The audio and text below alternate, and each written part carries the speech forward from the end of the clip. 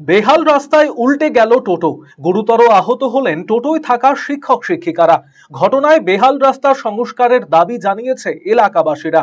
মালদার হরিশ্চন্দ্রপুর সদর এলাকায় শহীদ মোড় থেকে বারোদুয়ারি পর্যন্ত 3 কিলোমিটার রাস্তার বেহাল দশা।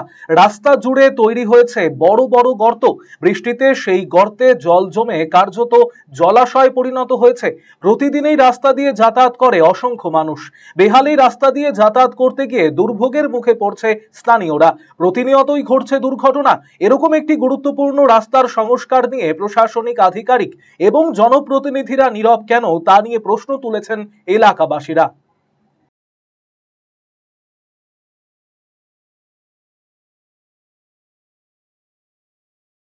টোটো পাল্টি হয়েছে, এটা নতুন কিছু না। ব্যাপারটা হচ্ছে কি, আমাদের স্কুল যাওয়ার পথের অবস্থা, রাস্তার যা অবস্থা, তাতে হওয়াটা খুব স্বাভাবিক ব্যাপার। প্রতিদিনই আমাদের যেতে আসতে ভয় লাগে। তো আমরা 5 জন ছিলাম টোটোতে। টোটোটি একদম পুকুর হয়ে গেছে, ভেঙে সেই জলের মধ্যে পাল্টি খেয়ে যায়।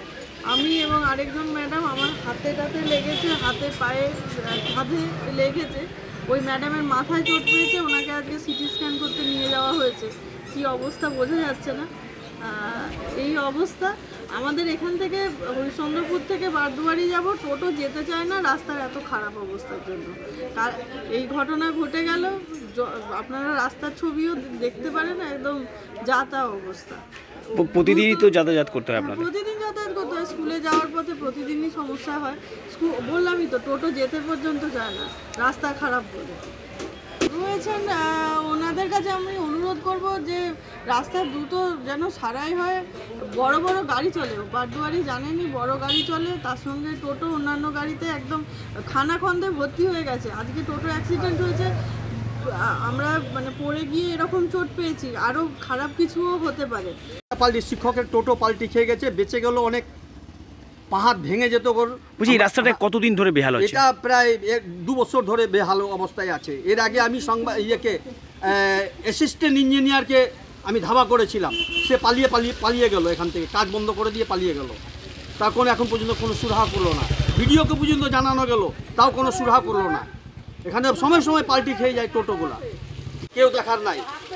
যদিও স্থানীয় বিধায়ক তথা রাজ্যের মন্ত্রী তাজমুল হোসেনের দাবি, এই রাস্তার সংস্কার নিয়ে তিনি বিধানসভায় দাবি তুলেছিলেন।